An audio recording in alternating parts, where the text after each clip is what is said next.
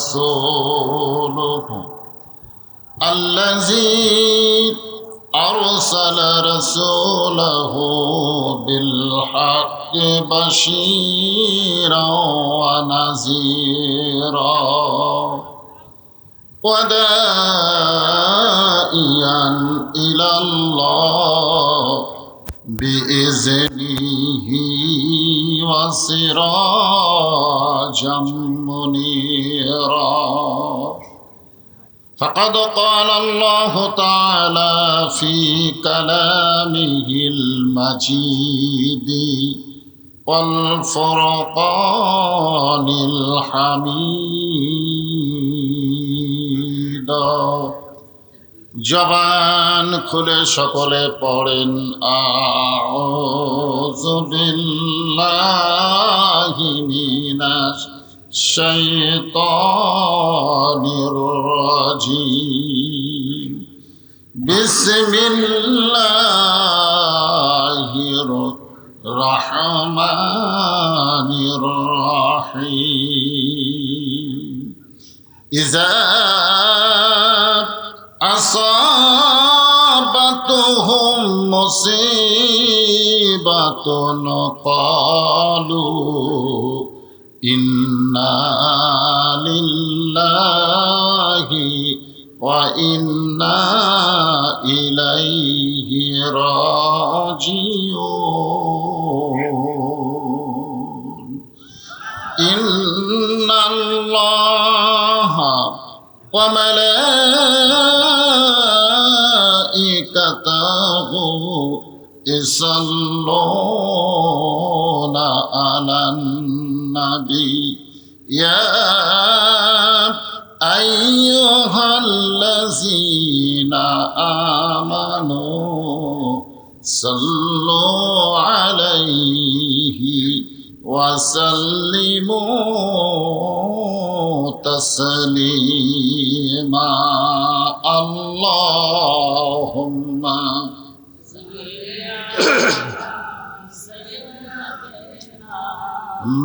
مولانا محمد وعلى آل سيدنا شفيعنا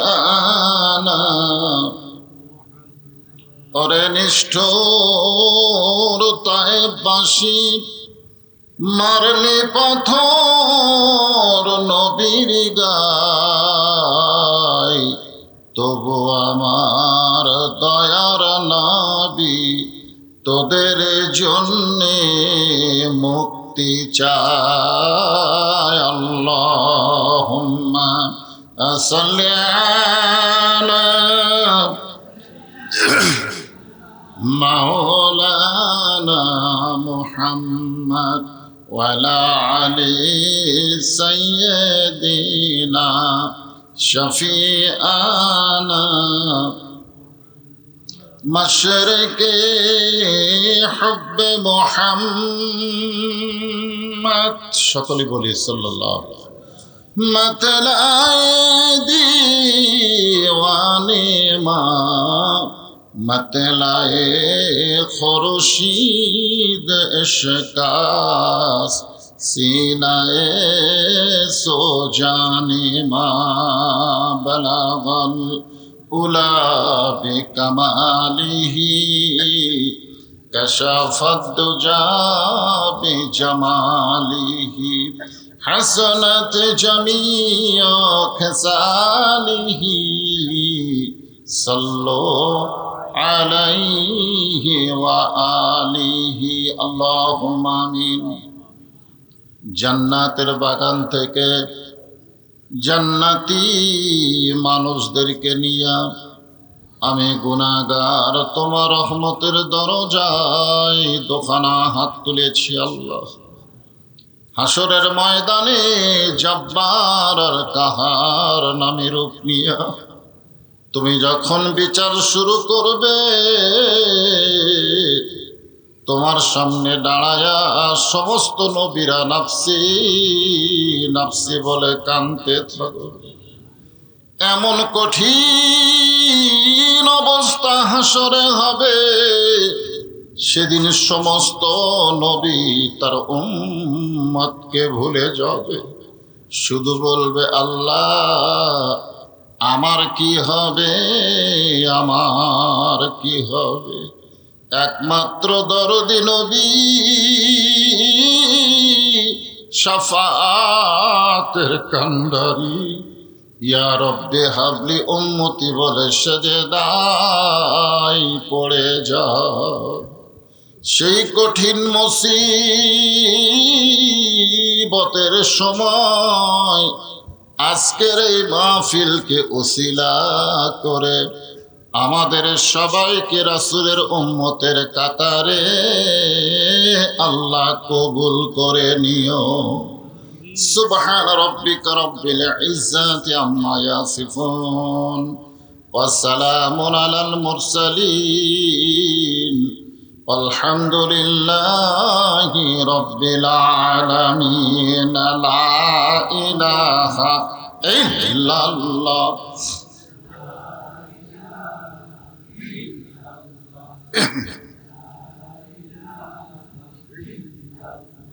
চাঁদ সূরুজার গ্রহ তারা আল্লাহ নামের পাগল পারা। চাঁদ সূরুজার গ্রহ তারা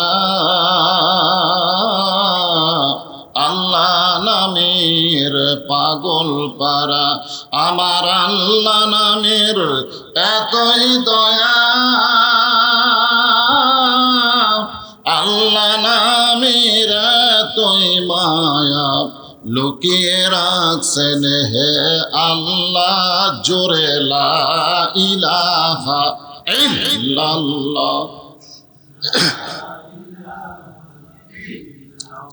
সর্বশ্রেষ্ঠ জিকির আফজালুল জিকির লা ইলাহা।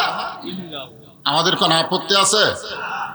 আল্লাহ রাসূল বলেছেন কোন ব্যক্তি সারা জীবন যদি পাপ করে, সারা জীবন, মৃত্যুর সময় এই যে জিকির করতেছেন, এই কলেমা জিকির করতে করতে কে যদি মারা যায়, শুধু কলেমার জিকির জবানে জারি থাকার কারণে আল্লাহ তার জীবনের সব গুনাহ মাফ করে দেন। তাহলে সেই জিকিরের কত দাম! অলসতা করলে হবে? জবান করে মহব্বতে লা ইলাহা ইল্লাল্লাহ, লা ইলাহা। যার দিলে আছে আমার আল্লাহর ভয়, যার মনে আছে আল্লাহর ভয়, আল্লাহ আল্লাহ সব সময়। আহার নিদেরা ভালো লাগে না, এই দুনিয়া ভালো লাগে না, ভালো লাগে শুধু আল্লাহ লা ইলাহা ইল্লাল্লাহ, লা ইলাহা ইল্লাল্লাহু মুহাম্মাদুর রাসূলুল্লাহ। সকলেই কেউ বাদ থাকলে হবে না। রাসূলের মহব্বতে জবান করে বলুন সাল্লাল্লাহু আলাইহি ওয়াসাল্লাম। আপনারা হয়তো বলবেন হুজুর আসতে বললে হবে না, আসতে বললে হবে। এই যে জিকির করলেন লা ইলাহা ইল্লাল্লাহ, এটা মনে মনে বললেও কোনো সমস্যা নেই, কারণ জিকিরের মালিককে আল্লাহ আমার মনের খবরও জানে। আল্লাহু আলিমুন বিজাতিস সুদূর। আমি মুখে প্রকাশ করিনি, মনে মনে কল্পনা করেছি, এইটা জানে কে? কিন্তু আমরা যে সাল্লাল্লাহু আলাইহি সাল্লাম বললাম, এটার মালিক কে? পাইকারি হারে সবগুলো আল্লাহ দিলে হবে? হ্যাঁ, দরুদের মালিক হচ্ছে মুহাম্মাদুর রাসূলুল্লাহ সাল্লাল্লাহু আলাইহি সাল্লাম। আপনারা বলেন তো, আমরা যদি মনে মনে দরুদ পড়ি, আমাদের মনের খবর কি রাসূল জানে? জানে? এখানে সামিয়ানা নাই, কিন্তু আসমান আছে, আছে না নাই? একটা জায়গা থেকে শুরু করে আসমান পর্যন্ত অসংখ্য ফেরেশতা আল্লাহ তাআলা এখানে পাঠায় দিছে। সামিয়ানা থাকলে আমরা কিন্তু বলতাম সামিয়ানার উপর থেকে, ঠিক কিনা? কোন সামিয়ানায় নাই। এখন কার উপর থেকে? না না না, জমিনের উপর না। আপনাদের তো ফেরেশতারা একদম সম্মান করে একটা নির্ধারিত জায়গা থেকে আসমান পর্যন্ত তারা দাঁড়িয়ে আছে। এই সমস্ত ফেরেশতার মধ্যে একদল ফেরেশতাকে বলা হয় মালায়েকাতুস সায়রা। এরা কোনো সময় এক জায়গায় থাকে না, খালি দৌড়াদৌড়ি করে। আপনি যখনই দরুদ পড়বেন, আপনার মুখের দরুদ শেষ হওয়ার সঙ্গে সঙ্গে ওই ফেরেশতারা দরুদগুলো নিয়ে রাসূলের রওজা মোবারকে পৌঁছে দিবে। বলবে, ইয়া রাসূলুল্লাহ, এই গ্রামের নাম কি? চরিয়া। চরিয়া মধ্যপাড়া। সরাসরি শুধু চরিয়া। চরিয়া মাহফিল থেকে, বাংলাদেশের চরিয়া মাহফিল থেকে আপনার প্রতি দরুদ শরীফ পড়লো, আপনি এই দরুদগুলো জমা নেন। এখান থেকে একটা জিনিস প্রমাণ হয়ে গেল, আমাদের নবী কিন্তু রওজা মোবারকে মরে নাই। মরে থাকলে ফেরেশতারা কেমনে যাবে? ধরে কারণ ঠিক কিনা? এই মাস রবিউল আউয়াল মাস, ঠিক কিনা বলেন? আমরা অবশ্যই রাসূলকে নিয়েও কিছু আলোচনা শোনার দরকার আছে না নাই? ধরে কেন আছে না? তাহলে সর্বসাকুল্যে আমরা কি বলবো? আমাদের নবী মরা নবী না জেতা নবী? হ্যাঁ হ্যাঁ, অনেকে বলে রাসূল মরে গেছে। আমার আপনার সামনে মরা শব্দ বলা সহজ, কিন্তু রাসূলের শান এবং মান এইটা খেয়াল করা দরকার আছে না নাই? দরকার আছেন না? রাসূলের শানে বলা যাবে না যে রাসূল মরে গেছে, বলা যাবে না। যাবে? যাবে না, কারণ শান। রাসূল বিদায় নিয়েছে এটা বলতে হবে। আমাদের রাসূল বিদায় নিয়েছেন, কিন্তু মারা গেছেন। মরা যাওয়া মানে ফুরে যাওয়া, ধরে কোন কথা ঠিক কিনা? তো ব্যাপারটা হলো, আমরা দরুদ শরীফ জবান খুলে বলবো, ফেরেশতারা শুনবে, রাসূলের কাছে পৌঁছায় দিবে।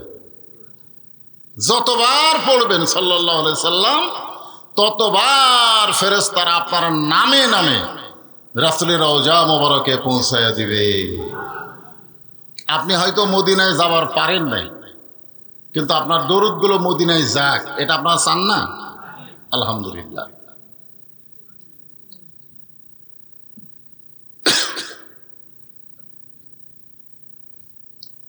দারুল ইসলাম মহিলা মাদ্রাসার উন্নয়ন কল্পে, মাশাআল্লাহ বলে, একটা মহিলা মাদ্রাসা। সেই মহিলা মাদ্রাসাকে লক্ষ্য রেখে আজকের এই তাফসীরুল কোরআন মাহফিল, আজকের এই মাহফিলে আল্লাহ তাআলা যেনাকে সম্মানিত সভাপতির আসনে কবুল করেছেন, মাওলানা মোহাম্মদ রফিকুল ইসলাম শফি সাহেব।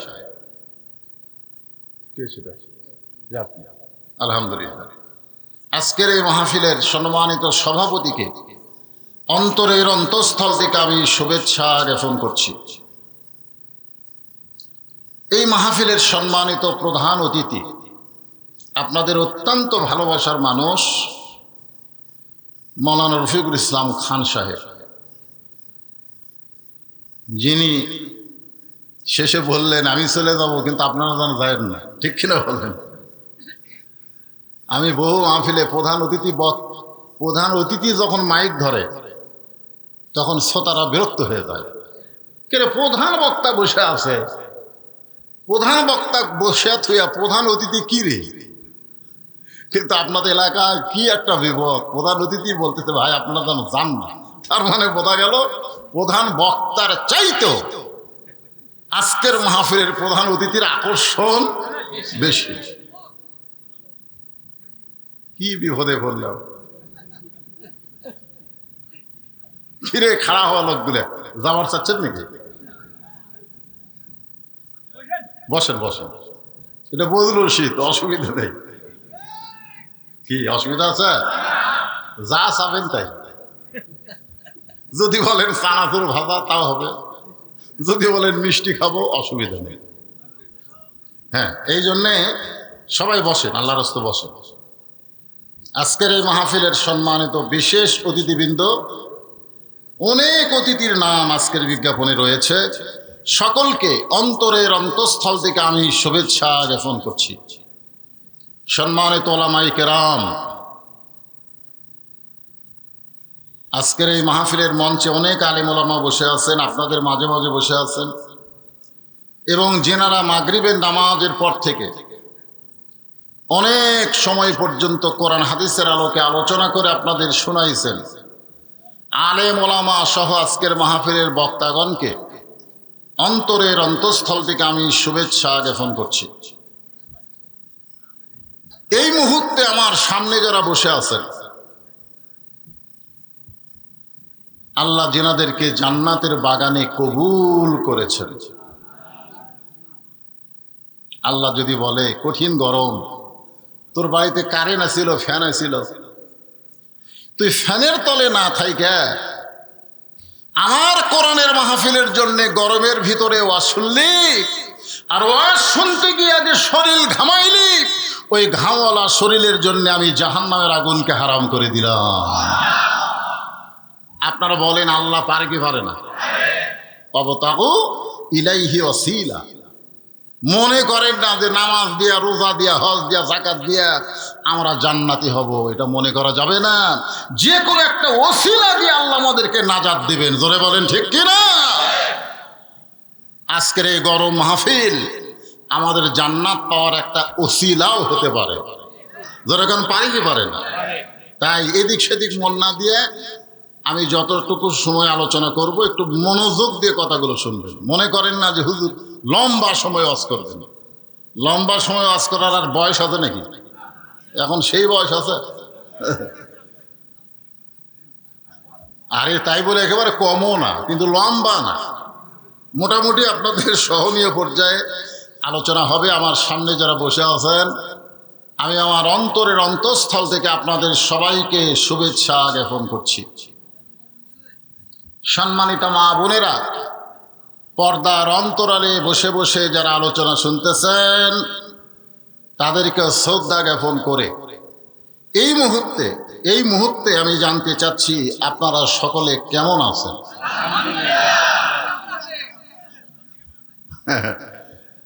তার মানে বোঝা গেল আপনারা ওই দলের মানুষ নাই। বর্তমান আমাদের এলাকায় যারা ওই দল করে, এরা আর কথা কয় না, একেবারে মুখ বন্ধ করছে। হ্যাঁ, আপনার দূরে দেখছেন, দূরে যখন মুখ ভিতরে ঢুকায় সহজে কিন্তু বার করে না। জোরে কোন ঠিক কিনা? পিঠের উপরে কষা একটা লাত্তি মারলে ফুস করে মুখ বাড়ায়। জোরে কোন ঠিক কিনা? ওই দলের নাম হলো আওয়ামী লীগ। জোরে বলেন কি মিলে? আপনার ওই দলের লোক নাই বলেই তো বললেন আলহামদুলিল্লাহ। যদি থাকতেন ভাই, বর্তমানে আলহামদুলিল্লাহ বলার আর সুযোগ,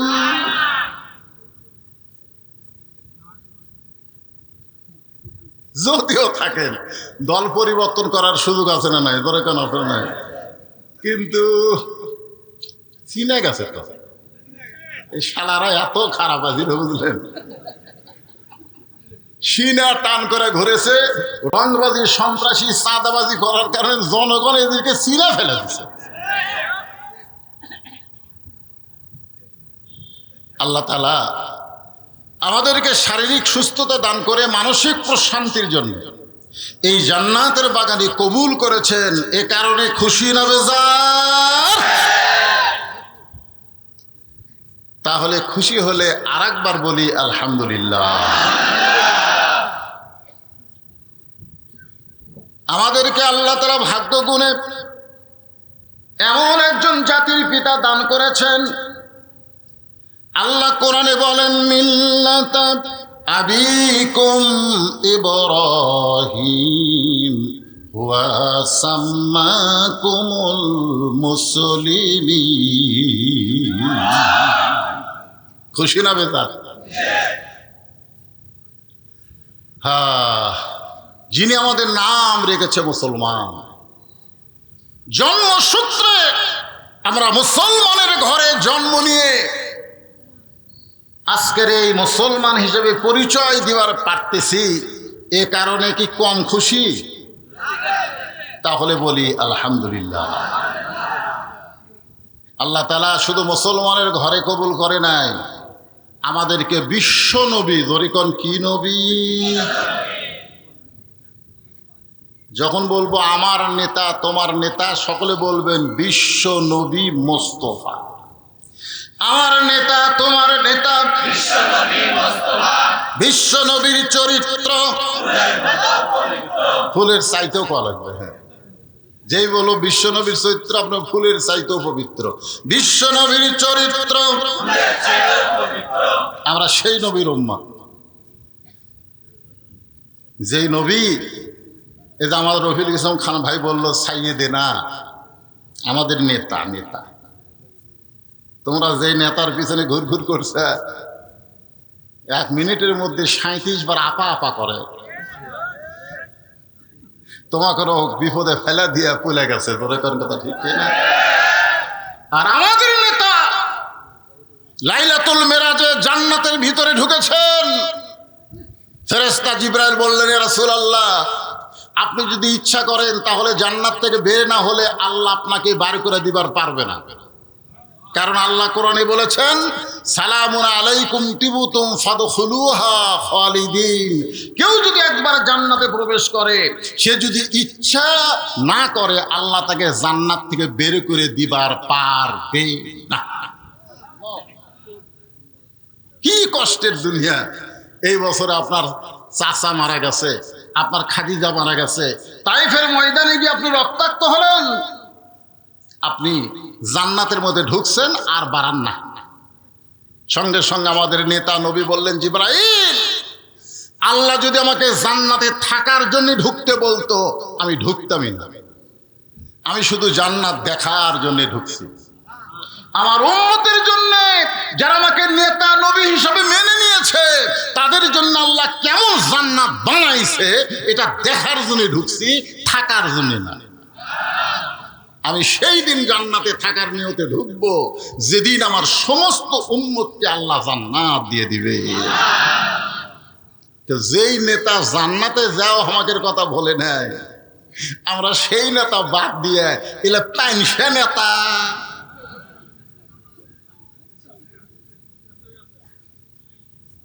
আল্লাহ আল্লাহ আমাদেরকে সেই নেতার উম্মত হিসেবে কবুল করেছেন। খুশি না বেজার? তাহলে জবান খুলে আর একবার বলি আলহামদুলিল্লাহ। এখন আসেন, আল্লাহর প্রশংসা করার কারণ হলো পবিত্র কোরআন। এবার তাকায় দেখেন তো, দেখেন দেখছেন কেমন লাগে? ভুয়া ভুয়া কোরআন শরীফ না, আপনারা এখন পর্যন্ত ধরলেন না, এখন পর্যন্ত এটা ধরলেন না, তাহলে কেমনে ভালো কর? ও তালের মাথা। শোনেন, বাংলাদেশের মুসলমান তালের মাথায় আর চলা যাবে না। বহু তাল দেখছি আমরা, ঠিক কেন বলেন? বহু তাল হওয়ার পরে দেখলাম বাবা দেশ চালায়। বাবা ৭৫ সালে সাইজ করে এক ভাই এসে দেশ নিল। জোরে কোন কথা ঠিক কিনা? ভাই যখন চলে গেল তখন ভাবি দেশ চলায়।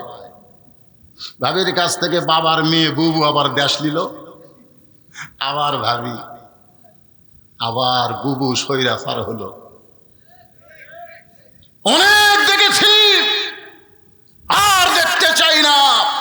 এখন দেখতে চাই আল্লাহর কোরআনের বাংলাদেশ। জোরে বলেন কথা ঠিক কিনা?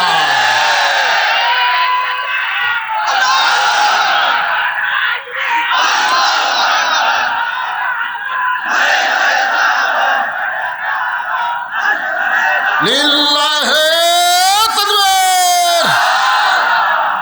এই যে আপনাকে কিছু লোক এটা ইচ্ছা করে না, ভুল। আল কোরআনের আলো ঘরে ঘরে জ্বলা। না না না, ঘরে ঘরে এলে ভুয়া ভুয়া ভুয়া। ঘরে ঘরে কি একদম সংসদে ওয়াসা কোম্পানি একটা ট্যাঙ্কি বানাচ্ছে, ট্যাঙ্কি। সেই ট্যাঙ্কির গাঁত লেখা আছে 2 কোটি লিটার। পাঁচ ছয়টা ডিপ টিউবওয়েল দিয়ে পানি তোলে ট্যাঙ্কির। ওই ট্যাঙ্কির পানি গোটা ঢাকার সমস্ত বাসায় সাপ্লাই হয় পাইপের মাধ্যমে। একদিন গভীর রাত্রে ট্যাঙ্কির ছাপনি খুলে দুটো মরা মোষ ট্যাঙ্কির মধ্যে ঢুকে দিছে। ওই মোষ আস্তে আস্তে ফুলে গলে পানির সঙ্গে মিশ্রণ হয়ে প্রত্যেকটা বাসায় পাইপ দিয়ে পানি চলে যাচ্ছে। আর বাসার লোকেরা ট্যাপ থেকে পানি গিলাসে নিয়ে বলতেছে অসা আহম রব্বহম সারাবান তহুরা। আপনারা বলেন তো পানি পাক না না পাক? কেন না পাক? আপনি তো কোরআন পড়তেছেন আর পান করতেছেন। তাহলে বুঝতে পারছেন যে ঘরের মধ্যে কোরআন পড়ে পানি পান করলে পানি পাক হবে না। যেখান থেকে পানি আসতেছে আমার বাসায় সেই ট্যাঙ্কি পবিত্র করা লাগবে। ধরে কোন কথা ঠিক না? সেই ট্যাঙ্কির নাম হলো সংসদ।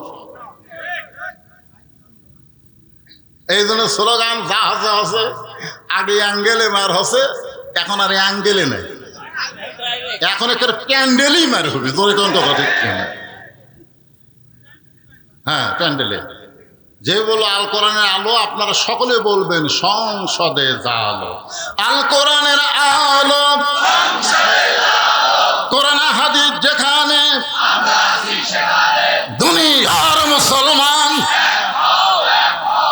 হওয়ার দিবে না, হওয়ার দিবে না। শয়তান খালি মোসর তাও মারতেছে। আল্লাহ কোরআনে বলেন, ইয়া আইয়ুহাল্লাযীনা আমানুত্তাকুল্লাহা হাক্কা তুকাতিহি ওয়া লা তামুতুন্না ইল্লা ওয়া আনতুম মুসলিমুন। ভাইজান, ইমানদারকে লক্ষ্য করে আল্লাহ বলতেছেন, আল্লাহকে ভয় কর। আর ভয় করতে গেলে মানুষের তৈরি আইন দিয়ে ভয় করা যাবে না। ভয় করতে গেলে লাগবে কার আইন? জোরে বলেন, কার আইন? হ্যাঁ, সবাই দেখেন, একটু প্রাণ ভরা তাকায় দেখেন। কষ্ট করে গরমের ভিতরে কোরআনে আলোচনা শোনার জন্য বসে আছেন। আমরা বাংলার মানুষ এখনো কোরআন দেখতে পাইনি, তবে কোরআন শুনতে পাইছি। কারণ 50টা বছর যিনি কোরআনের হক তাফসীর করেছেন, সে জীবনে জেলখানায় কাটাইছেন, আর হাসপাতালে নিয়ে গিয়ে তাকে হত্যা করা হলো। জোরে কোন কথা ঠিক না? সেই কোরআনের পাখি আমাদেরকে কোরআন শুনাইছে, কলজা ভরা দিছে, এত সুন্দর কোরআনের তাফসীর করেছে। আমরা কোরআন শুনে শুনে পাগল হয়ে গেছি। কিন্তু শুধুমাত্র শোনার জন্য আল্লাহ কোরআন দেয় নাই, এই কোরআনকে বাস্তবে দেখার জন্য দিয়েছে। জোরে কোন কথা ঠিক না? কিন্তু আমরা দেখতে পাইনি। আশা করা যায় এবার কোরআন আমাদের দেখা দরকার। জোরে কোন ঠিক কিনা? এখন কোরআন দেখতে গেলে আমাদের কি করণীয়? নবী যখন কোরআন তেলাওয়াত করেছে, গভীর রাত্রে চোরের মতন চুপি চুপি আবু জেহেল কোরআনের তেলাওয়াত শুনেছে। সারা রাত নবীর কোরআন তেলাওয়াত শুনেছে। সকালবেলায় গিয়া আবু জেহেল তার সভাসদ বর্গে বলতেছে, এত সুন্দর কোরআনের বাণী, রাতটা কোন দিক দিয়ে গেল আমি বুঝবারই পারি না। সাল্লাল্লাহু আলাইহি না? আবু সুফিয়ান বলে, নেতা, যেই কোরআন শুনতে রাত কোন দিক দিয়ে গেল বোঝা যায় না, সেই কোরআনকে বাস্তবে গ্রহণ করলে অসুবিধা কি? আবু জেহেল বলতেছে, কোরআনকে যদি গ্রহণ করা হয় তাহলে তোর আমার নেতৃত্ব চলবে না, আসল নেতা হয়ে যাবে আব্দুল্লাহর এতিম পোলা। আজকে আমাদের বাংলাদেশে আবু জেহেল মার্কা নেতা যারা, তারা কখনোই চাবে না যে আল্লাহ ওয়ালারা, কোরআন ওয়ালারা নেতা হোক। জোরে বলেন কথা ঠিক কিনা? এই জন্য কোরআনকে বাস্তবে যদি আমরা দেখতে চাই, তাহলে আমাদেরকে দুই হাত দিয়ে এই কোরআনটা ধরা লাগবে। পারবেন? এই যুবকেরা, এই যারা স্বৈরাচারকে পতন করছে, যে সমন্বয়ক, আজকে ছাত্র আন্দোলন, এরা কিন্তু আল্লাহর কোরআন ধরে নেয়। তুমি শুরু করছিল কোটা আন্দোলন, কোটা কোটা, সে থেকে আবার যে কথাগুলো বলার একটা সুযোগ পেয়েছে। অনেক রক্তের বিনিময়ে সর্বপ্রথম আমাদের রংপুরের একটা ছেলে সাইদ, আবু সাইদ, সে নিজের জীবন দিয়ে শাহাদতের মর্যাদা পেল। এরপরে অনেক শহীদের রক্তের উপর দিয়ে আমাদের বাংলাদেশ আবার স্বাধীন হলো। জোরে কোন কথা ঠিক কি না? আজকে আসুন এই কোরআনকে একটু ধরি। আপনি দৌড়ে এসে ধরতে পারবেন না, এটা ধরবার গেলে শর্ত আছে। আল্লাহ বলেছে লা ইয়ামাসসুহু ইল্লাল মুতাহহারুন, ততক্ষণ পর্যন্ত তুমি কোরআন স্পর্শ করতে পারবা না যতক্ষণ পর্যন্ত তুমি পবিত্র না হবে। ওমর ফারুক কিন্তু তার বোনের কাছে যে কোরআন আসলো না, বলেছিল যে কি পড়লি গোপনে গোপনে আমাকে একটু দে তো। তখন বোন বলল, ভাই এটা ধরবার গেলে পবিত্র হওয়া ছাড়া ধরার উপায় নেই। ওমর ফারুক চিন্তা করলেন, যেই কোরআনের আয়াত ধরবার গেলে পবিত্র হওয়া লাগে, সেই কোরআনটাই কি নিজের চোখে একটু দেখা দরকার। ধরে কোন কথা ঠিক কি না? যার উপর কোরআন নাজিল হয়েছে তাকে দেখতে গেছে। নবীকে হত্যা করবার চাইছিল, তখন কিন্তু নবী দেখবার যায়নি, নবীকে হত্যা করার নিয়তে তরবারি হাতে নিয়েছিল। এবার নবীর কাছে গিয়ে নবীর দিকে তাকায় দেখে, এইটা তো আমার মতো মানুষ না। সুবহানাল্লাহ না? নবী মোর নূরে খোদা, তার তরে সকল পয়দা, আদমের কলবেতে তারি নূরের রোশনী। সবাই বলেন নবী মোর পরশমণি, নবী মোর সোনার খনি, নবী নাম ভাবে যেজন সেই তো দোজা আনের ধ্বনি। সুবহানাল্লাহ বলেন। ওমর ফারুক ইসলামকে কবুল করে কোরআনকে গ্রহণ করলেন। এমন ভাবে কোরআনকে গ্রহণ করলেন, এক সময় আল্লাহ তাআলা এই কোরআনের ওসিলায় ওমরকে বাংলাদেশের মতন ৯৬টা দেশের নেতা বানায়া দিলে। বাংলাদেশের মতন কয়টা? ৯৬টা দেশের নেতা বানাই দিলেন। শুধু কোরআন দেখবার যায় উমরকে আল্লাহ নেতা করে দিলেন। ধরে কোন সুবহানাল্লাহ। মসজিদের মেম্বরে বসে ওমর ফারুকের মন বলতেছে, ওমর তুই অর্ধ পৃথিবীর খলিফা। এটা কিন্তু মুখ বলেনি, মন মন। ওমর ফারুক কয়, কে রে, আমি অর্ধ পৃথিবীর খলিফা? নফস। সাথে সাথে দুই হাত, ডান হাত ডান গালে, বাম হাত বাম গালে চড় মারে। এমন সময় ওসমান গনি এসে সামনে দাঁড়ায় বলে, আমির আল মুমিনিন, আপনি কি পাগল হয়ে গেলেন? নিজের গালে নিজে চড় মারেন, কারণ কি? ওমর ফারুক বলে, ওসমান, আমার মন আমাকে বলতেছে আমি অর্ধ পৃথিবীর খলিফা হয়েছি। ওসমান বলে, ঠিকই তো কইছে, মন তো আপনার ঠিকই কইছে, মন তো ভুল কয় নাই, এতে আবার নিজের গালে চড়ান ফ্যান। ওমর ফারুক বলে, ওসমান, আজকে মন বলতেছে অর্ধ পৃথিবীর খলিফা, কিন্তু আমার ঈমান বলতেছে আমার অতীতের খবর কি। ওসমান গনি বলে, আমির আল মুমিনিন, আপনার অতীতের কি খবর? ওমর ফারুক বলে, আমি একটা রাখাল ছিলাম, খালার বাড়িতে রাখালি করতাম। ছাগল নিয়ে যখন সন্ধ্যায় আসতাম, আমার খালা আমার চুল ধরে বলতো, ওমর কয়টা ছাগল নিয়ে গেলে, কয়টা ফেরত আনলে? আমি গুণের দিকে ৩-৪টা কম। আমি আবার দৌড় দিতাম, ছাগলগুলো কুড়ে নিয়ে এসে যখন খালারে দিতাম, খালা আমার কান ধরে বলতো, ওমর যেই ভুল আজকে করেছো, এই ভুল যদি আগামীকাল করো, তোমার রাখালির চাকরি আমি ক্যান্সেল করে দিব। আমি তখন খালার পা ধরে বলতাম, খালা, আমার রাখালির চাকরি ক্যান্সেল করে দিলে আমি থাকবো কোথায়, খাবো কি? একদিন যে ওমর রাখালির চাকরি রক্ষা করার জন্য খালার পা ধরে কেঁদেছে, আজকে সেই ওমর অর্ধ পৃথিবীর খলিফা হয়েছে। এটা ওমরের যোগ্যতায় নয়, এটা কেবলমাত্র আল্লাহর কোরআনের ওসিলায়। ধরে বলেন কথা ঠিক ভাই রে, এটা সেই কোরআন।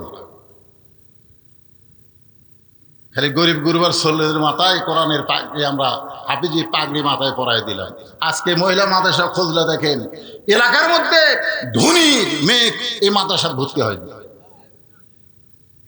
আমাদের মতন গরিবগুলা সব কোরআন ধরছে আর ধনীগুলা সব ভার্সিটিতে গেছে।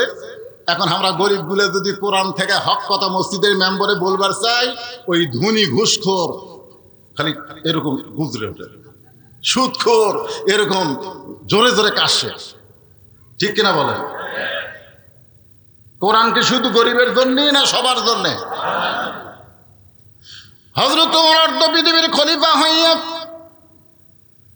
নিজের চোখে আল্লাহর কোরআনকে দেখার জন্যে তিনি ছদ্মবেশে ঘুরতেছেন। আমার মা বোনেরা যারা পর্দার অন্তরালে আর মহিলা মাদ্রাসাকে টার্গেট করে আমি আপনাদের সামনে কথাগুলো বলতেছি। ওমর ফারুক ছদ্মবেশে মদিনার অলি গলি যখন ঘুরতেছে, এমন সময় দেখতে পাই দুই পাহাড়ের মাঝখানে একটা সুন্দরী মেয়ে ধীর গতিতে হেঁটে হেঁটে আসতেছে। মেয়েটার সামনেও কোনো মানুষ নাই, পিছনেও কোনো মানুষ নাই। ওমর ফারুক মেয়েটার দিকে তাকায় বলতেছে, আলহামদুলিল্লাহ, আল্লাহ তোমার দুনিয়ায় এত সুন্দর একটা মেয়ে। হয়তো আপনারা বলবেন, হুজুর ওমর ফারুক একটা মেয়ের দিকে তাকায়া এত সুন্দরী মেয়ে বলে আলহামদুলিল্লাহ বলল, এটা কি ইসলামে জায়েজ নাকি? ওমর ফারুক কিন্তু মেয়েটার চেহারা দেখে নাই, মেয়েটার আপাত মস্তক আল্লাহর আইন পর্দা। আল্লাহর ইসলাম বলে যে মেয়ে দেখতে যদিও কালো হয়, যদি মেয়েটা দেখতে খাটো হয়, আর আল্লাহর কোরআনের পর্দা যদি মেনে চলে, আল্লাহর ইসলাম কেবলমাত্র তাদেরকেই সুন্দরী মেয়ে বলে। এখন আপনাদের এলাকায় সুন্দরী মেয়ে বলতে আপনারা কি বুঝতেছেন? হ্যাঁ, পরিমণি, পরিমণি কলেজ ভার্সিটি মেয়েরাই সুন্দরী নাকি? মহিলা মাদ্রাসার মেয়েরা কি? জোরে বলেন। মেয়েটা যদি দেখতে কালো হয়, খাটো হয়, এরপর আল্লাহর কোরআনের পর্দা যদি মেনে চলে, আল্লাহর ইসলাম কেবলমাত্র তাদেরকেই সুন্দরী বলে। বেপর্দা নারী যারা বিশ্ব বেহায়া তারা, আর পর্দানিশী নারী যারা বিশ্ব সুন্দরী তারা। ধরে কার কথা ঠিক না? ওমর ফারুক মেয়েটার নিকটে গিয়া, মা মাগো, এই নির্জন পথে তুমি একা একা চলতেছো, তোমার সামনেও মানুষ নাই, পিছনেও মানুষ নাই, তোমার অন্তরে কি কোনো ভয় ডর লাগতেছে না? মেয়েটা পর্দার ভিতর থেকে বলে, পথিক তুমি কি হযরত উমরকে চিনো? জোরে কান সুবহানাল্লাহ। মেয়েটা কাকে বলতেছে? উমরকে বলতেছে, পথিক তুমি কি হযরত উমরকে চিনো? যেদিন উমর ফারুক আল্লাহর কোরআন দিয়ে রাষ্ট্র চালায়, সেদিন থেকে একজন মহিলা পৃথিবীর এক প্রান্ত থেকে আর এক প্রান্তে যাবে, তার কলিজায় আল্লাহ ছাড়া অন্য কারো ভয় থাকবে না। আল্লাহর কোরআন দিয়ে যেদিন বাংলাদেশ চলবে, সেই দিন একজন মেয়ে বাংলাদেশের এই প্রান্ত থেকে ওই প্রান্ত পর্যন্ত যাবে, ওই মেয়েটার কলিজায় আল্লাহ ছাড়া অন্য কারো ভয় থাকবে না। কারণ কোরআনের কারণে আল্লাহ তাকে পুরাপুরি নিরাপত্তা দিয়ে দিবে। মেয়েটা বলতেছে, পথিক তুমি কি হযরত ওমরকে চিনো? হ্যাঁ, যদি চিন্তা তাহলে এরকম বেসাইদা কথা বলতে না। যেদিন থেকে ওমর আল্লাহর কোরআন দিয়ে রাষ্ট্র চালায়, সেদিন থেকে পৃথিবীর এক প্রান্ত থেকে আর এক প্রান্তে একটা মহিলা যাবে, তার কলিজায় কার ভয়? জোরে বলেন, কার ভয়? আর আমাকে কলিজায় এখানে যারা আপনারা বসে আছেন, এখন আর ভয় নেই। আগে আপনাকে উল্লাপাড়া যদি ওয়াজ করতে আসতাম, আমার বউ আমাকে আগেই বলতো, দেখে শুনে ওয়াজ করবে, দেখে শুনে ওয়াজ। কি দেখবো রে? দেখবেন আশেপাশে পুলিশের গাড়ি আছে কিনা, র্যাবের গাড়ি আছে কিনা, বর্তমান সরকারের কোনো ক্যাডার আছে কিনা, ক্যাডার। তা আমরা আগে এরকম দেখতাম। যদি দেখি যে কিছু আছে, তখন ওরা তেল তেলা মেরে দিতাম, তেল তেলা। ইমান যদি থাকতো তাহলে আমরা এভাবে দেখতাম না, আমরা এইভাবে দেখতাম। ধরে কোন কথা ঠিক কিনা? আমরা দেখতাম কি আছে, আল্লাহ যদি থাকে, এরা চামচা করে খাওয়া আছে। পুলিশ ধরার ভয় করছে, কিন্তু বেলকুচিতে কাউসারি ভাইকে আজরাইলি ধরছে, জোরে কর কথা ঠিক কি না? আমার তাই ভাই রে, এমন একটা পরিবেশ হলো ভাই, চিন্তা করে ওয়াজ করা লাগে, পুলিশ যেন না ধরে। ওই দিন কাউসারি ভাই আজরাইল ধরবি আর মনই নেই। আমরা দুই ভাইকে তো একই থানা তো আছে, ওই বেলকুচি থানা কাউসারি ভাইয়ের ওয়াজ, আমার ওয়াজ।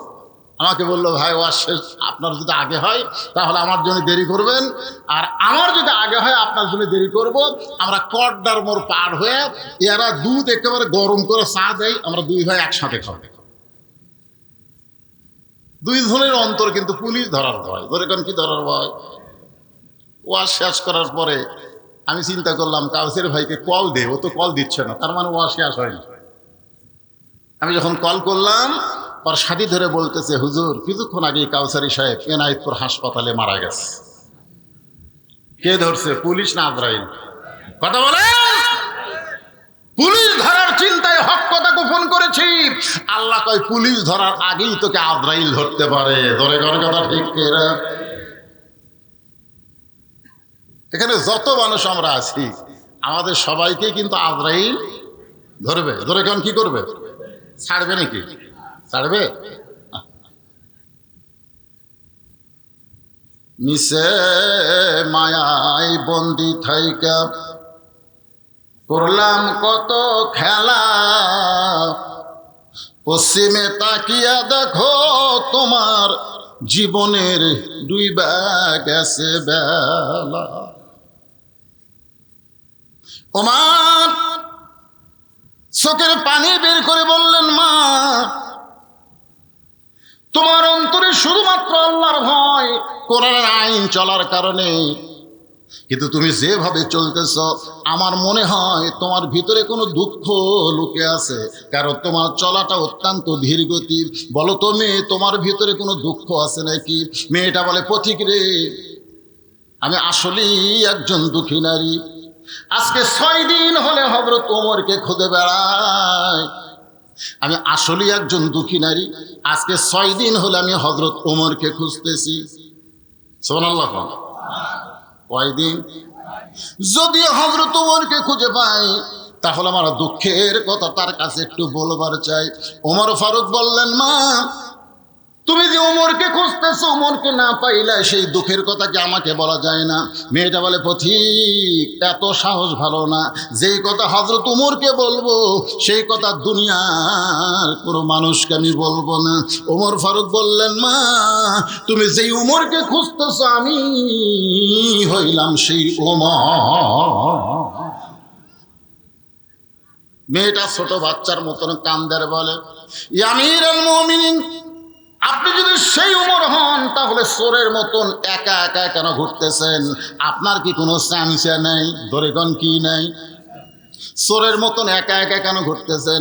আপনার কি পুলিশ নাই, র্যাব নাই? সঙ্গে সঙ্গে হযরত ওমর ফারুক কোরআন থেকে তেলাওয়াত করলেন, ইন্নামাল মুমিনুনা আল্লাযীনা ইযা যুকিরাল্লাহু ওয়াসিলাত কুলুবুহুম ওয়া ইযা তুলিয়াত আলাইহিম আয়াতুহু যাদাতুহুম ঈমানা ওয়া আলা রাব্বিহিম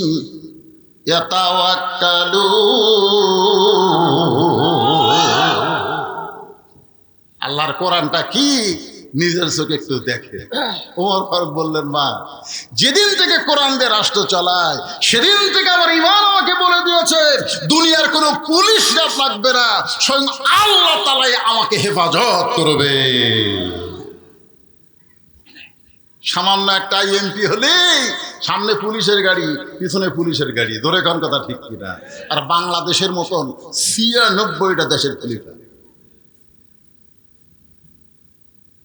কোন চামচা লাগে, র্যাব লাগে, পুলিশ লাগে? আপনারা বলেন তো পুলিশগুলা কি নেতার না জনগণের? কথা কানুন, নেতার না জনগণের? কিন্তু গত বছরগুলোতে পুলিশ একটাও জনগণের ছিল না, সব নেতার হুকুমে ছাত্রদের বুকে, জনতার বুকে গুলি করছে। ধরে কোন কথা হচ্ছে না? একটা পুলিশও জনতার ছিল না, সব নেতার। এই রে নেতা আসতেছে, যত বড় নেতা তত বেশি পুলিশ। আর এই হুন্ডালারা চামচেরা, আপনি দেখবেন যেই নেতার পিছনে বেশি চামচা ওই নেতা তত মারে, মারুক তত টাকা মারে। জোরে কোন কথা ঠিক কিনা? হ্যাঁ, দেখবেন যার পিছনে বেশি চামচা ঘুরে বুঝবেন ওই নেতা মারে বেশি। ওমর ফারুক চোখের পানি বের করে বললেন, মা এখন বলো কি দুঃখ তোমার মনে, যেই দুঃখ নিয়ে তুমি 6 দিন হলে আমাকে খুঁজতেছ। মেয়েটা বলতেছে, আমির আল মুমিনিন, আমার জীবনের সবচাইতে বড় দুঃখ হলো আমি 6 বছর বয়সে ঈমান গ্রহণ করেছি। আপনারা যারা আমার সামনে বসে আছেন ওয়াজ শোনার পরে মনে হবে আমরা মুসলমান ঠিকই, কিন্তু আমাদের ঈমান নাই। ধরে কোন কি নাই? আজকে দেখেন তো ঈমান আছে কিনা একটু খেয়াল করে দেখেন। মেয়েটা বলতেছে 6 বছর বয়সে আমি ঈমান গ্রহণ করছি। আপনারা কি আমার কথা বুঝতে পারতেছেন? ঈমানের কলে পা পড়া আর ঈমান গ্রহণ করা দুইটা কিন্তু এক না। কারণ যুদ্ধের সময় আমার এলাকার অনেক হিন্দুরা কলমা পড়ছে, আরবি করে দেখলি বলতো লা ইলাহা ইল্লাল্লাহ, লা ইলাহা ইল্লাল্লাহ, লা ইলাহা ইল্লাল্লাহ। তারমিরা বলতো বিলকুল ঠিক হয়। এক হিন্দু চাচা আমাকে বলতেছে, হুজুর মুসলমানের কলমার দাম আছে। তা আমি কইলাম, আপনি হিন্দু হইয়া মুসলমানের কলমার দাম কেমনে বুঝলেন? যুদ্ধের সময় বুঝেছি। এই কলমা যতক্ষণ মুখত ছিল ততক্ষণ পাকিস্তানে আর্মি আমাকে গুলি করে। আমি বললাম, দাদা কলমা শুধু মুখে রাখার কারণে আর্মির গুলি থেকে আপনি বাইসে গেছেন। এই কলমা যদি কলিজার মধ্যে জায়গা দিবার পারেন তাহলে জাহান্নামের আগুন থেকে আল্লাহ আপনাকে বাঁচাইয়া দিবে। এখন আপনারা বলেন, ঈমানটা খালি মুখে রাখবেন না ভিতরে ঢুকাবেন? হ্যাঁ, আচ্ছা, ঈমান ভিতরে ঢুকলে তার চরিত্র কেমন হবে? একটা দৃষ্টান্ত দিব। উকিল এসে বলতেছে, উকিল আপনার তো ফাঁসির রায় হয়েই গেছে, যে কোনো সময় আপনার ফাঁসি হবে। এই ফাঁসি থেকে যদি বাঁচবার চান তাহলে রাষ্ট্রপতির কাছে একটা দরখাস্ত লেখেন। রাষ্ট্রপতি যদি দয়া করে আপনাকে মাফ করে দেয় তাহলে আপনার ফাঁসি আর কার্যকর হবে না। এই কথা কে বলতেছে? উকিল বলতেছে। তখন আসামি মুচকি মুচকি হাসে। উকিল বলে, হাসেন কেন? বলে, হাসার কারণ হলো তোমার কথা শোনা। উকিল বলতেছে, আমি তো ঠিকই বলছি, রাষ্ট্রপতির কাছে দরখাস্ত লেখার কথা, তা হাসেন কেন? বলে, পাগলা, আমি আমার জীবনে 3টা রাষ্ট্রপতি ক্ষমতা থাকা অবস্থায় মরা দেখছি। আসামি বলতেছে, আমি কয়টা রাষ্ট্রপতি? 3টা রাষ্ট্রপতি ক্ষমতার থাকা অবস্থায় মরা দেখছি। একটা হলো বঙ্গবন্ধু শেখ মুজিবুর রহমান, একটা জিয়াউর রহমান, একটা জিল্লুর রহমান। যারা ক্ষমতা থাকতে নিজেরাই মরে যায় তাদের কাছে বাঁচার দরখাস্ত কোনো ঈমানদার লিখবে? তাসদিক বিল জানান, কলিজার মধ্যে। উকিল বলতেছে, তাহলে আপনার ফাঁসি হবে। আসামি মুসকে মুসকে হাসে। উকিল বলে, হাসেন কেন? বলে, আমার ফাঁসি হবে কিন্তু আমার মৃত্যু হবে না।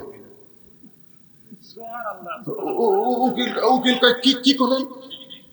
আপনার ফাঁসি হবে, মৃত্যু হবে না? না, আল্লাহর কোরআন তার দলিল। আল্লাহ কোরআনে বলেন, ওয়ালা তাকুলু লিমান ইয়াকতালু ফি সাবিলিল্লাহি আমওয়াতুন বাল আহইয়াউ ওয়ালাকিন লা তাশউরুন। জল্লাদ শাহজাহান বলেছে, জামাত ইসলামের যত নেতাকে ফাঁসির মঞ্চে নিয়ে যাওয়া হয়েছে, একজন নেতার চোখে পানি দেখি নাই, বরং সবার মনে আনন্দ, সবার মনে আনন্দ। কারণ ফাঁসির দড়ি বরণ করতেছে, জান্নাতের দরজা আল্লাহ তাদের জন্য খুলে ধরেছে। কি মনে করতেছেন? ফাঁসি হবে কিন্তু মৃত্যু? এ কথা কার? আল্লাহর কোরআন যারা দেখেছে এই বিশ্বাস তাদের কলিজায়। কোরআনের দল করবেন, আপনি মরে যাবেন, আল্লাহর রাসূল বলতেছে মান সাআলাল্লাহু তাআলা আশ-শাহাদাতা বিসিদকিন বাল্লাগাহুল্লাহু মানাজিরাশ শুহাদা ওয়া মাতা আলা ফিরাশিহি রাওয়াহুল বুখারী কিতাবুল মাগাজি। জোরে কোন সুবহানাল্লাহ। এই কোরআনের বিজয়ের আন্দোলন যারা করে বাংলার জমিনে, এই আন্দোলন করতে গিয়ে জেল খাটে, জুলুমের শিকার হয়, যদি ওই লোকটা নিজের বিছনায় মৃত্যুবরণ করে, আল্লাহ রাসূল বলেছে হাসরের ময়দানে আল্লাহ তাকে ইসলামে আন্দোলন করার কারণে, কোরআন বিজয়ের আন্দোলন করার কারণে আল্লাহ হাসরের ময়দানে তাকে শহীদদের কাতারে দাঁড় করায়া দেবে।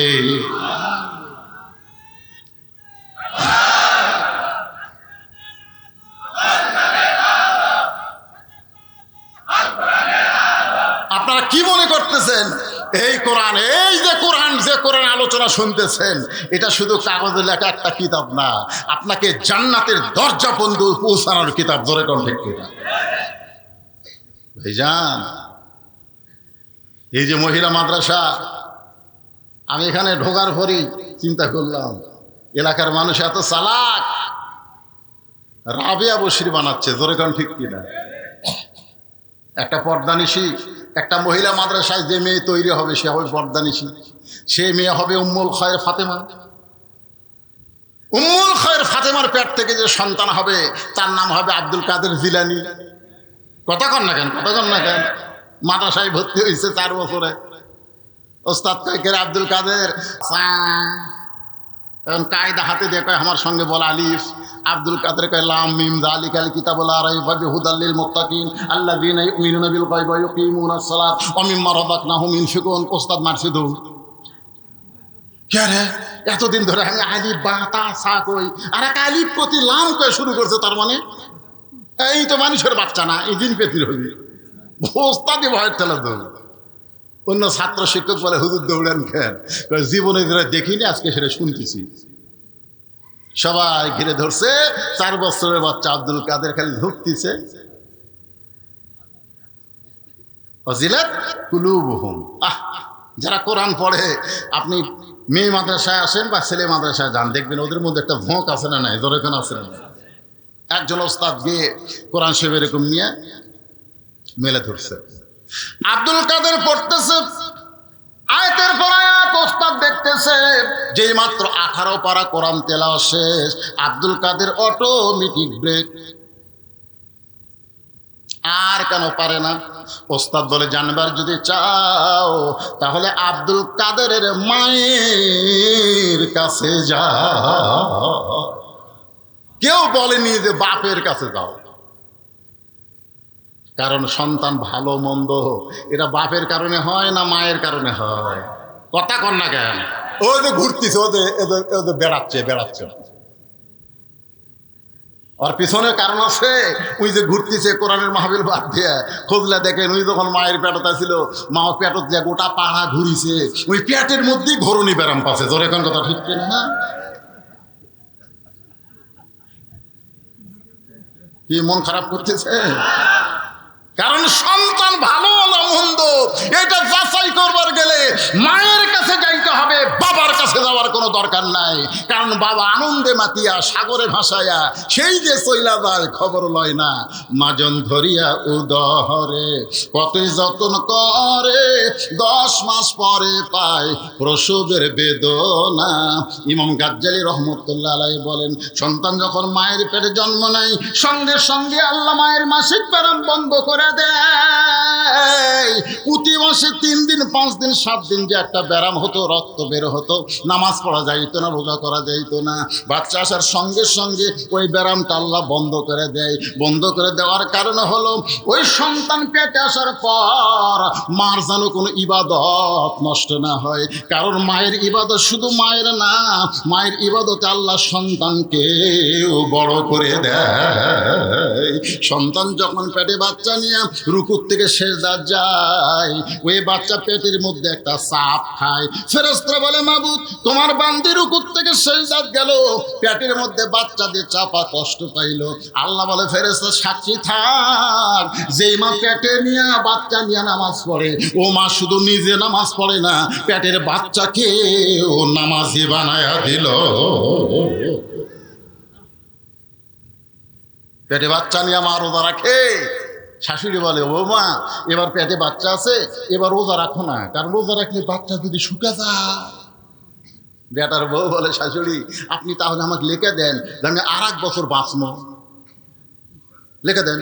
শাশুড়ি বলে, এটা কি লিখে দেওয়া যায়? তাহলে আপনি কেমনে বলেন আমার পেটের বাচ্চা শুকে যাক, কিন্তু আল্লাহর হুকুম রোজা আমি বাদ দেব না। আল্লাহ কয়, বান্দি তুই রোজা থাকলি, তোর পেটের বাচ্চাকেও রোজার ট্রেনিং দিলি। ধরে কেন সুবহানাল্লাহ। কারণ মাও খায় না, বাচ্চারও খাওয়া হয় না। যেই মা পেটে বাচ্চা নিয়ে রোজা রাখছে, ওই মায়ের বেটা, ওই মায়ের সন্তান কোনোদিন বেরোজাদার হতে পারে? আজকে যেই শালা রোজা থাকে না, খুঁজলে দেখবেন ওই যখন পেটে ছিল ওর মাও থাকে না।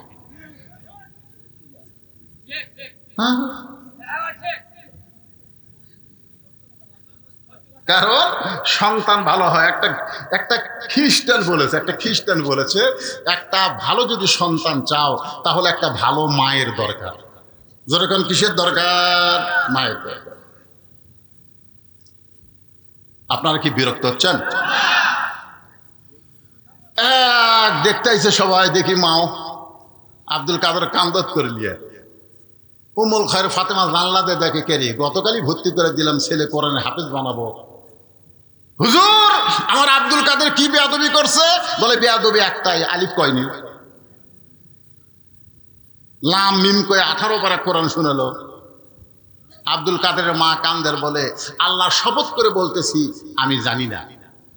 আমার আব্দুল কাদের যে আপনাকে 18 পারা কোরআন শরীফ শুনাইছে, আল্লাহ শপথ করে বলতেছি আমি জানি না। ওস্তাদ বলে, মা তুমি না জানলেও তুমি কি জানো? বলে, আমি হলাম 18 পারা কোরআনের হাফেজা।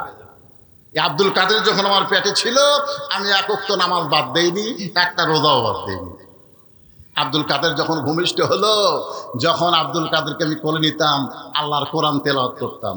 আব্দুল কাদের যখন কাঁদতো, আমি বাবু তো বাবু তো করে কান্না থামাইনি, আল্লাহর কোরআন তেলাওয়াত করে করে ওর কান্না থামাইছি। আব্দুল কাদের যখন আমার স্তনে দুগ্ধ পান করত, আমি তখন কোরআন তেলাওয়াত করতাম, ও আমার স্তনে দুগ্ধ পান করত। আব্দুল কাদের যখন রাত্রিবেলা বিছানায় ঘুমাতে যাইতো, আমি 1 পারা কোরআন না শোনাইলে আমার আব্দুল কাদের কোনোদিন ঘুমাইতো না। আমার মনে হয় এই 4 বছর আমার 18 পারা কোরআন বহুবার আব্দুল কাদেরকে শুনাইছি, আর শুনতে শুনতে আমার বাচ্চাটা হয়তো মুখস্থ করে ফেলেছে। সমস্ত ওস্তাদ বলতেছে, মা যদি ভালো হয় সন্তান আল্লাহর ওলি হয়। তাহলে এখানে যে মহিলা মাদ্রাসা বানাইছেন, আপনারা আল্লাহর ওলির ফ্যাক্টরি বানাচ্ছেন। ধরে কোন কথা ঠিক কিনা? কি বাবা, কিছু যদি কোয়া লাগে হামাক করে, এবারে কি করবা, হামাক করবা। কয়জন?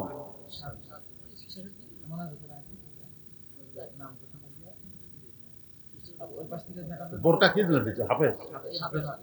লিল্লাহি তাকবীর। 7 জন মা, ছোট্ট বাচ্চারা 7 জন মহিলা কই, আমরা কই, মা কই, আর খালাই কই, কোরআনের হাফেজা হয়ে গেছে। কি কথা, 7 জন, আলহামদুলিল্লাহ। তাদেরকে বোরকা দেওয়া হবে। ছেলে হলে এখানে মাথার পাগড়ি ঘুরে দিতাম, কিন্তু এরা মেয়ে তো, এই জন্য এদেরকে বোরকা দেওয়া হবে। আমি ওয়াজের শেষের দিকে দিয়ে দেবো ইনশাল্লাহ। ওই হবে এখানে নিবে, এটাকে এখনই দিবেন না? আপনার ওই মুনাজাতের আগে আপনার মাধ্যমে। এই মাদ্রাসার জন্য কোনো টাকা টুকার দরকার নেই। হ্যাঁ, উন্নয়ন করবে। তো আমি সেই কথা তো বুঝাতে চাচ্ছি যে এই যে আল্লাহর ওলিগের ফ্যাক্টরি মহিলা মাদ্রাসা, এই ফ্যাক্টরি এখানে কিয়ামত পর্যন্ত জারি থাক। আপনারা কি চান? কারা কারা চান? আল্লাহ হাত দেখেন তো দেখি। লিল্লাহি তাকবীর। আমি সবার কাছে না, সবার কাছে আমার দরকার নাই, কারণ যারা কোরআনকে মহব্বত করে, কোরআনের পাগল, আমি তাদের কাছে এই মাদ্রাসায় একটা করে কোরআন শরীফ।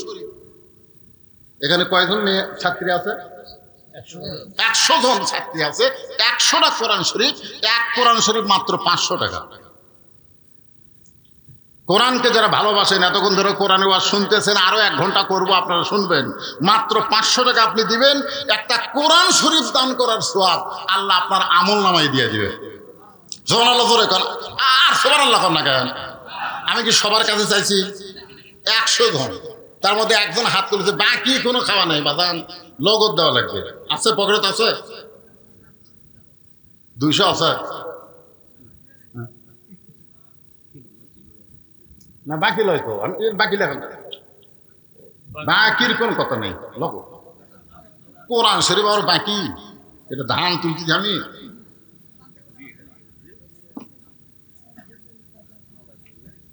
কোরআন শরীফ তো চাই না আমি, কোরআন শরীফ বাবদ কথা আপনারা বুঝলেন না নাকি? কোরআন শরীফ বাবদ 500 টাকা, 500 টাকা দিবেন, একটা কোরআন শরীফ দান করার সওয়াব আল্লাহ আপনাদের আমল নামায় দিয়ে দিবে। লিল্লাহি তাকবীর। 100টা কোরআন শরীফের মধ্যে এক নম্বর পাওয়া গেছে, আলহামদুলিল্লাহ। আল্লাহ তোমার একজন পাগল একটা কোরআন বাবদ 500, আর একজন কোরআন শরীফ বাবদ 500 টাকা দান করছে। আল্লাহ দানকে কবুল করেন। 100টা কোরআনের মধ্যে 2টা পাওয়া গেল। আমরা সবাই কোরআনকে ভালোবাসি, কোরআনের মিছিল করলাম। পকেটে টাকা থাকলে দাবি আছে, না থাকলে দাবি নাই। আর একজন কোরআন বাবদ 500 টাকা দান করছে। আল্লাহ 3টা হয়ে গেছে। আমার মা বোনেরা, পর্দার অন্তরে যারা ওয়াজ শুনতেছে, রে ছেলেরা, এরা ওটা শুরু করলো কেন? না, যারা কোরআন শরীফ দিবেন তারা খালি উঠবেন। 2 মিনিট কালেকশন, 2 মিনিট, সারা রাত না। আর একজন একটা কোরআন শরীফ বাবদ 500 টাকা দান করেছে। আল্লাহ দানকে কবুল করেন।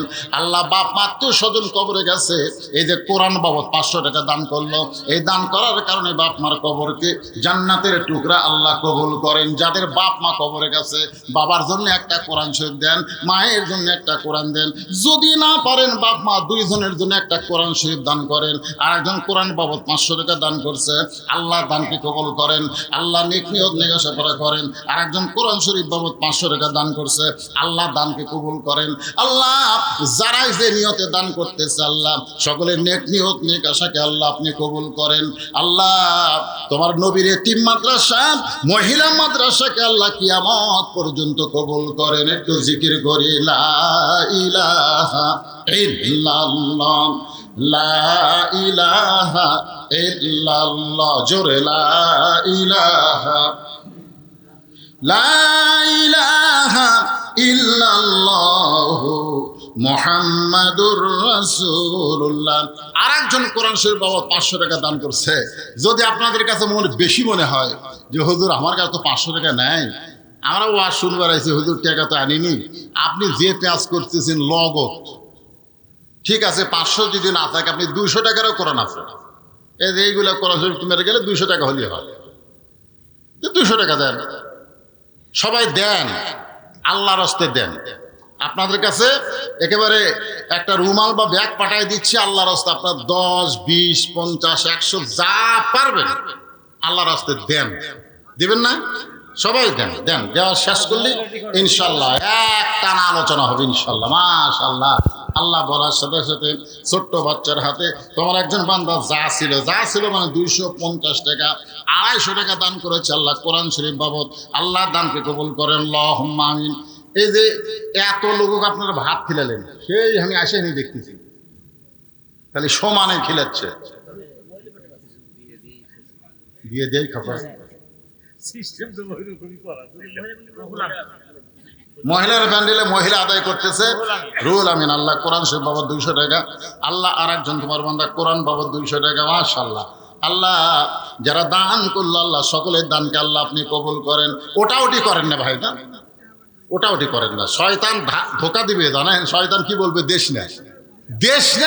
আবার কিছুক্ষণ পরে শয়তান বলবে, ও তুই তো দিব না, তোর দেখা দেখে উঠে যান চাইলো। যে লোকটা এখান থেকে উঠলো ও নিজে ওঠেনি, শয়তান ওর গলা ধাক্কা দিয়ে তুলল। টাকা দেওয়ার জন্য ওঠেন, অসুবিধা নেই, যাওয়ার জন্য ওঠেন না। আমি কি সারা আদায় করবো? তাই আদায় শেষ। যে আল্লাহর একজন বান্দা 700 টাকা, একজন 500, একজন 200 কোরআনের জন্য করছে দান। আল্লাহ দানকে কবুল করেন, আল্লাহুম্মা আমিন।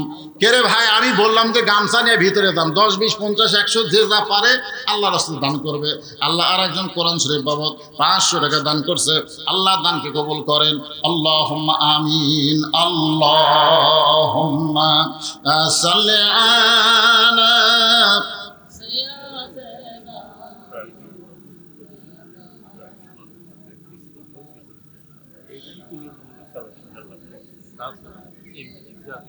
মাওলানা। আবার আমার কানে বলে দিচ্ছে, হুজুর এটা তো প্রাইভেট মাদ্রাসা, কি বিপদ রে, তাই তো ওঠে গেলে। ঠিক আছে, যাক আলহামদুলিল্লাহ। আপনারা প্রাইভেট হোক আর সরকারি হোক, যাই হোক, কোরআনের নিয়তে তো আপনারা দিচ্ছেন। আল্লাহ নিয়ত দেখবে। আল্লাহ কি দেখবে? নিয়ত দেখবে। মাদ্রাসার ঘরই ঠিক মতো হয়নি। এই মাদ্রাসার ঘর করার জন্য আপনি প্রাইমারি কন, হাই স্কুল কন, এগুলো সরকারি খরচে 5 তলা হচ্ছে, ঠিক কিরকম 3 তলা 4 তলা, নিজস্ব জায়গায় হয় না। এই নিয়তে আপনারা দেন ভাই, দান দেখা যাবে না। এই দান হবে আপনাদের এই জান্নাতে সাফি হাবিবুল্লাহ। আল্লাহ রাসূল বলেছে দানকারী আল্লাহর দোস্ত। ধরে কোন সুবহানাল্লাহ।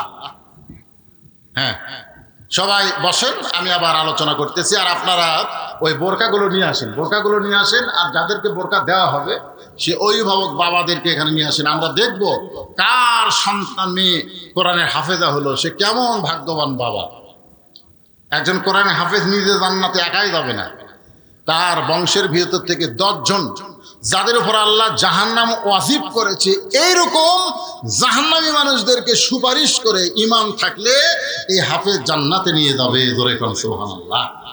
এই জন্য যে 60 জনকে জাহান্নাম কয়টা? 7টা। এখানে 7টা হাফেজ হয়েছে মাশাআল্লাহ। 7 জনকে আমরা দেখব যাদেরকে বোরকা দেওয়া হবে তাদের অভিভাবকের হাতে। কি আদামন ধান এবং 100 টাকা দান করছে। আল্লাহ ইমদাদুলের দানকে আল্লাহ আপনি কবুল করেন, আল্লাহুম্মা আমিন। প্রাইভেট মাদ্রাসা যখন বেশি চাপ দিয়ে আমি আদায় করব না, আদায় প্রায় শেষের দিকে।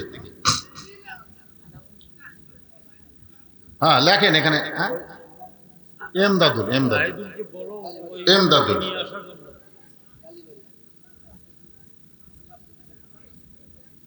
মাশাআল্লাহ। আরেকজন আল্লাহর বান্দা 500 টাকা দান করছে কোরআন শরীফ বাবদ। আল্লাহ দানকে কবুল করেন, আল্লাহুম্মা আমিন, আল্লাহুম্মা আমিন।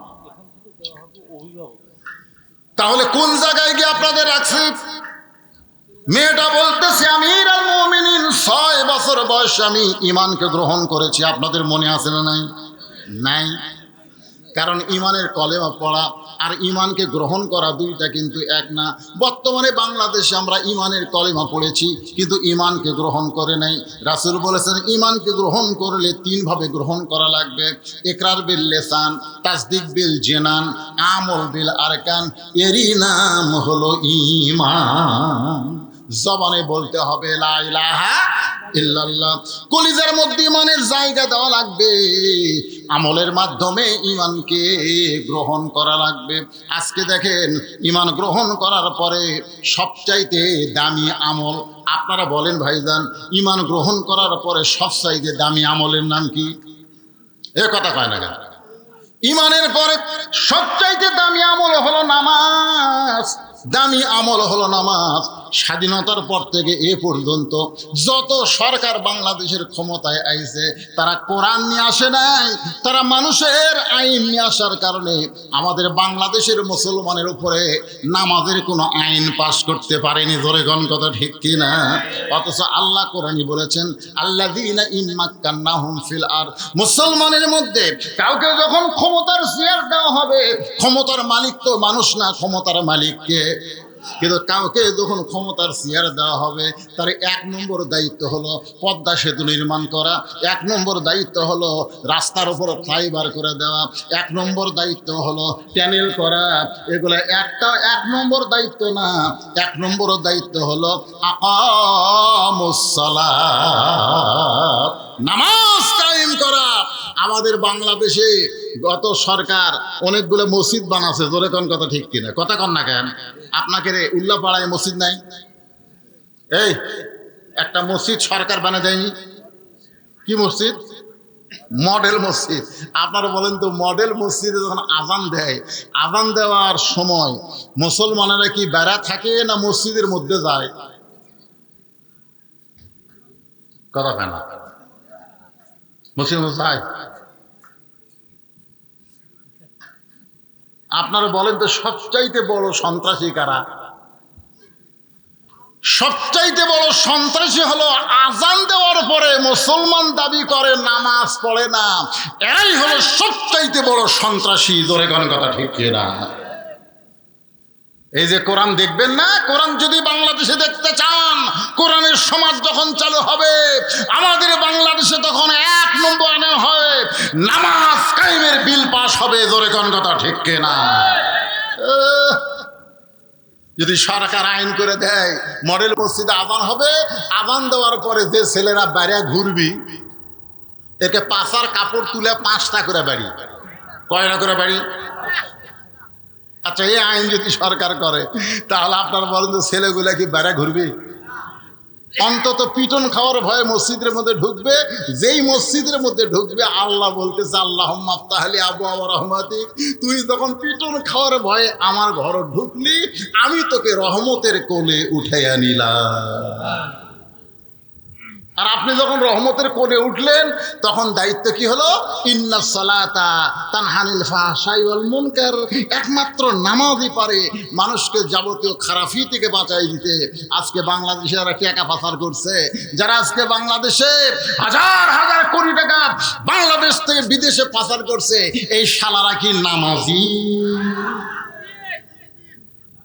ফাওয়াইলুল লিল মুসাল্লিন, নামাজি হলেও ফাওয়াইলুল। বোঝেন না? বোঝেন? আপনাকে এলাকায় মসজিদ দোতলা আছে না নাই? এই কতক্ষণ আছে না নাই? আপনারা বলেন তো, সত্যি করে বলেন, দোতলা মসজিদ কি 5 ওয়াক্ত নামাজের জন্যে না জুম্মার নামাজের জন্যে?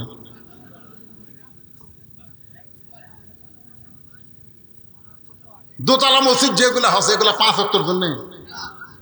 একটা দোতলাও কিন্তু 5 ওয়াক্তের জন্য না, কারণ প্রত্যেক ওয়াক্তে 2 কাতার 3 কাতারই মুসল্লি হয় না।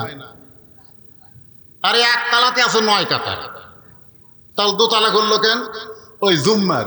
আপনারা বলতে শুধু জুমার নামাজ পড়ে, 5 ওয়াক্ত পড়ে না, এরা কি নামাজি?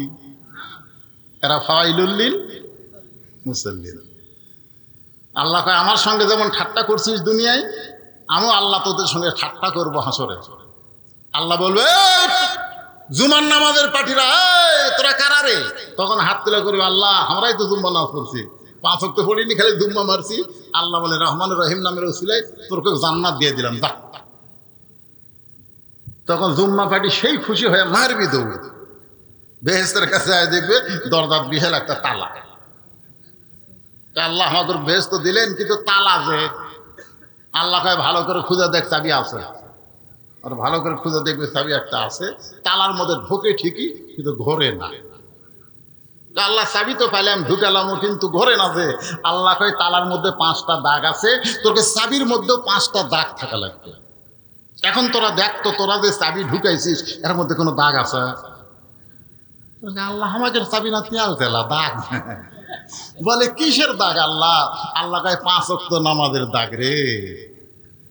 তালার মধ্যে 5 ওয়াক্ত নামাজের দাগ আছে, ওই দাগে দাগে মিল খাবি, কুট্টুস করে চলে গেলে জুম্মা মারছি। আল্লাহ 5 ওয়াক্ত। আল্লাহ কয় জান্নাত দেখা হলো, ধোকা হলো না। জান্নাত দেখা হলো, ধোকা হলো না। নামাজ যারা কায়েম না করবে তারা জান্নাত দেখতে পারবে কিন্তু ঢুকতে পারবে না। আসসালাতু মিফতাহুল জান্নাহ। আল্লাহর বান্দারা মনোযোগ দেন। আল্লাহর কোরআনকে যদি দেখতে চান তাহলে 1 নম্বর হলো নামাজ।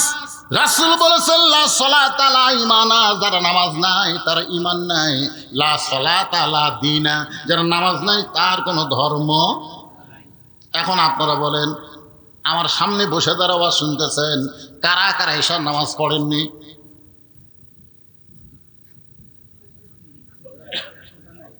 না, মনে মনে চিন্তা করে দেখেন তো কারা কারা পড়েননি। এই যারা যারা ঈশার নামাজ পড়েননি তারা যদি ফজর আগে মরে যান, মনে করেন আপনি ঈশার নামাজ পড়লেন না, ফজর আগে মরে গেলেন, আমাদের মতন কত হুজুর আপনার জানাজাত গেলে আপনি জান্নাতে যাবেন। যেই ব্যক্তি ঈশার নামাজ জামাত আদায় করেছে, ফজরের নামাজ পড়ার আগে তার যদি মৃত্যু হয়, সে একটা মানুষ যদি তার জানাজায় না যায়, ঈশার নামাজের কারণে আল্লাহ তাকে জান্নাত দিয়ে দিবে। আর যেই বেটা ঈশা পড়েনি, ফজর না পড়ার নিয়তে শুইছে, আর গভীর রাত্রে হাত ফেল করে মারা গেছে, 1 কোটি মানুষ আর জান্নাত দোয়া করলেও ও জান্নাত পাবে না, কারণ নামাজ বাদ দেওয়ার কারণে সে কাফের হয়ে মারা গেছে। ধরে কোন কথা ঠিক কিনা? বাইনাল আবদি ওয়াল কুফরি তরকু সালাত। বান্দার কাফেরে পৃথক করা জিনিসটার নামই হলো নামাজ। এখন আল্লাহর কোরআনকে দেখতে গেলে, এই কোরআনকে যদি আমরা গ্রহণ করি। ঈমান গ্রহণ করার ব্যাপারে 1 নম্বর আমলের নাম হলো নামাজ। যেরকম 1 নম্বর আমলের নাম কি? এখন আপনারা কারা কারা ফজরের নামাজ পড়বেন না? হাত তোলেন। এইদিকে কথা কে কয় রে? কারা কারা ফজরের নামাজ পড়বেন না? দিকে হাত তোলেন তো দেখি। তার মানে সবাই পড়বেন ইনশাআল্লাহ। আপনারা যদি সবাইও পড়েন তারপরে কোরআন দেখতে পাবেন না, কারণ সবাই পড়বেন আজকে হুজুরের কথা অনুযায়ী 1-8 বার, বারবার মসজিদে ঢুকতে পারবেন না। কারণ মসজিদ ঢুকতে গেলে নামাজ কায়েমের আন্দোলন, নামাজ কায়েমের বিধান আল্লাহর কোরআন দিয়ে বাংলার জমিনে চালু করতে হবে। ধরে কোন ঠিক। 2 নম্বর হলো যাকাত দেওয়া লাগবে। যার উপরে নামাজ ফরজ সে যদি সামর্থ্যবান মানুষ হয় তার উপর আল্লাহ যাকাত ফরজ করেছে 100 টাকায় 2.5 টাকা। জোরে বলেন কয় টাকা? এই মনোযোগ দিয়ে শোনেন, কয় টাকা? যদি কোরআন দিয়ে বাংলাদেশ চলে তাহলে গরিব মানুষ কোনো ধনীর বাড়িতে যাওয়া লাগবে না, বরং ধনী মানুষরাই গরিবদের বাড়িতে ঘুরবে। সুবহানাল্লাহ। যেদিন আল্লাহর কোরআনকে বাংলাদেশে দেখবেন সেদিন একটা গরিবও ধনীর বাড়িতে যাবে না। কারণ যাকাত দেওয়া লাগবে না চাওয়া লাগবে? এখন দেওয়া না চাওয়া? এখন বাংলাদেশে যাকাত চাই। চাচা আমাকে না যাকাত দিবেন চাচা? চাচা কয় আমার বহু লোক আছে ভাই।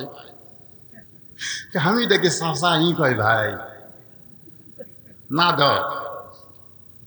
আর কোরআন যখন চালু হবে 1 ব্যাগ টাকা নিয়ে ঘুরতেছে 7 দিন। যে দরজাতে যায় গরিব কয় আমার যাকাতের টাকার দরকার নেই, ইয়াকা নাবুদু ওয়া ইয়াকা নাস্তাইন। আমি যখন নাচ পড়ে আল্লাহর কাছে সাহায্য চাইছি, ভাই তোর যাকাতের টাকা আমার দরকার নেই। যার কাছে যাই তাই দরজা বন্ধ করে। 7 দিন ধরে 1 ব্যাগ টাকা নিয়ে ঘুরছে, একটা গরিবও দরজা খোলেন। আল্লাহ কয় আল্লাহ আমাকে তুমি গরিব করে দাও। এই যাকাতের টাকা নিয়ে মানুষের দরজায় দরজায় আর ঘুরবার পারতেছি না। আল্লাহ বিরক্ত হয়ে গেছে। কয়দিন? 7 দিন। মনের দুঃখে বরফের মধ্যে গেছে, যে দেখে একজন বস্তা পাতার দিয়ে শুয়ে আছে। দেখা গেল ভাবতেছে যাক আল্লাহ তুমি রহম করছো, একটা গরিব পাখি বারে। ওই এখন ওই বস্তা লাগ দেখে বুঝলে জোরে সালাম মারছে, আসসালামু আলাইকুম। বস্তাটা লাভ দেওয়া বলছে আলহামদুলিল্লাহ। দেখা গেল কেন সালাম দিলাম, ও আলাইকুম আসসালাম না কয় আলহামদুলিল্লাহ কেন?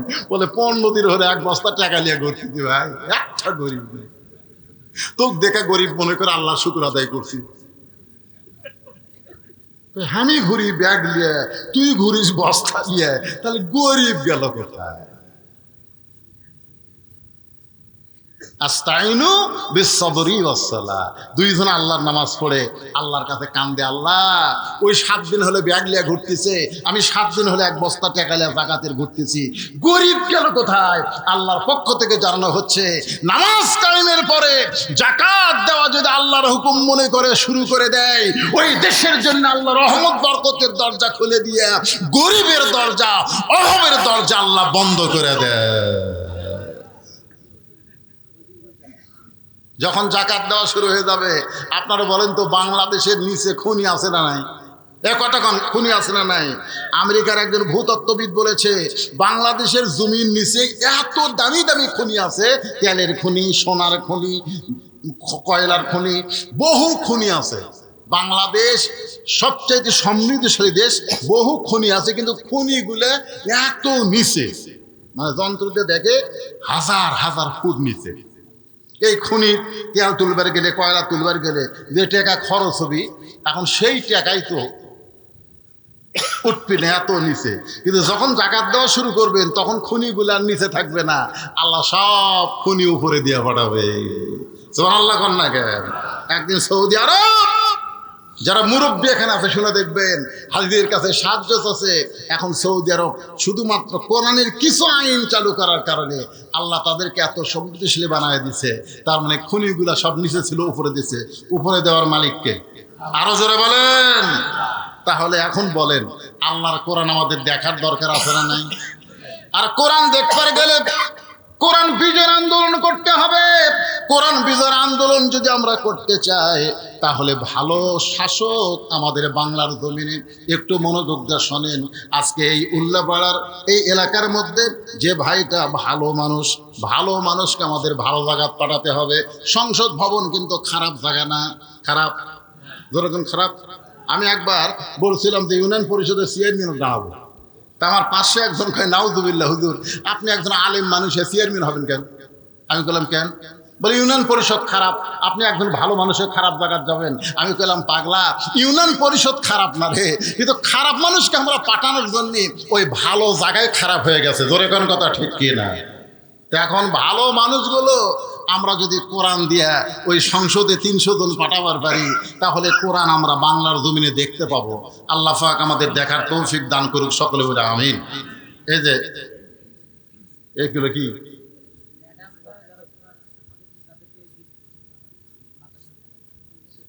আচ্ছা আচ্ছা, আর আপনারা কি গিফট করতেছেন?